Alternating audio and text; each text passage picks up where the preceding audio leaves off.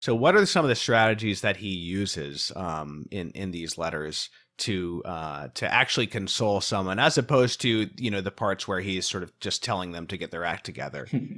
Well, the act together would probably be the third part. So maybe going in reverse order, he's going to explain or urge the recipients to get their act together in this sense, is that now that you're no longer with that person, particularly, think today when we may spend days, months, or even years caring for an elderly parent or relative, and it consumes a lot of our time. Once that relative passes on, we have more time. And Jerome isn't saying move on and forget about it. He's saying now that you have this new opportunity to serve the Lord in a new way.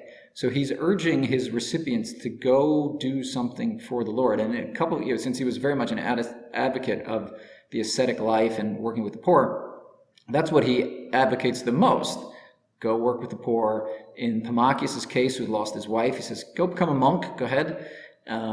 He uses that for another recipient as well. The idea of living for the Lord now in a new way, now with this person who, having been passed on, there's a new occasion, a new call for the Christian.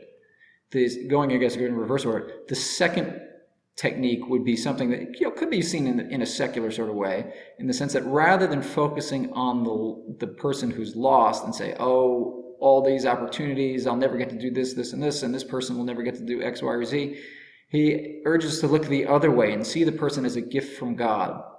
And rather than feel sorrow for what could have been, to feel gratitude for what has been and what has been given to the Lord, because none of these relationships, we didn't earn them. They were all a gift from God in the first place. And Jerome exhorts us to see those relationships in that way. And of course, the first way for any Christian is to focus on the resurrection, that Christ has conquered death, and with that we have hope that those who have gone before us may rest in eternal peace with him. So death is not something to be feared for the Christian, Jerome says on multiple occasions, but something that, I would say welcome, but something that we don't fear because of the promise that lies on the other side. Is there a passage that you find most moving in these letters? Yes, it's that first letter to Marcella, where his daughter Blasilla Jerome puts on her lips mourning, speaking to her mother, speaking to her from heaven, and saying, this is what we were talking about before about excessive grief. He says, Mother, why do you mourn for me? Don't you realize that I'm here with the Blessed Mother? I'm here with Anna the prophetess. There's no reason to be sorrowful for me. I'm sorrowful for you who continue on in this world, in this valley of tears. It's so moving to put the words of the one who's died on addressing her mother and slightly reprimanding her, to say, hey, there's no reason for you to be mourning right now because I'm with the Lord. I think that's, of all of the passages, there's a couple that are really good. That one for me stands out the most. Yeah, I'm going to read this passage, actually. I just want people to get a little bit of a taste of the more moving parts of Jerome's writing. So Jerome begins introducing these hypothetical words of Saint Blasilla. Do you think that our Blasilla now suffers these crosses, that she bears these torments, because she sees that Christ is a bit angry with you, referring to Paula being displeasing God with her excessive mourning?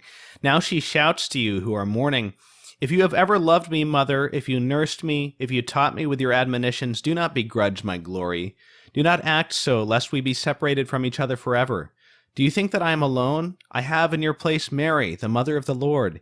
Here I see many whom I did not know before. Oh, how much greater is this heavenly company! I am with Anna, the prophetess, in Luke's gospel. May you rejoice even more, as in 3 months I have obtained the reward of many years of labor. That's referring to the fact that Blasilla had sort of devoted herself to God only in the few months prior to her death, and had been living maybe a slightly more worldly life before that. He continues, we each have received the palm of chastity. Do you pity me because I have left the world? Rather, I grieve for the lot of all of you, whom the world's prison still enfolds. You who fight daily in battle are lured to ruin, now by anger, now by avarice, now by lust, now by the enticements of various vices. If you wish to be my mother, see to it that you please Christ. I do not recognize as a mother she who displeases my Lord.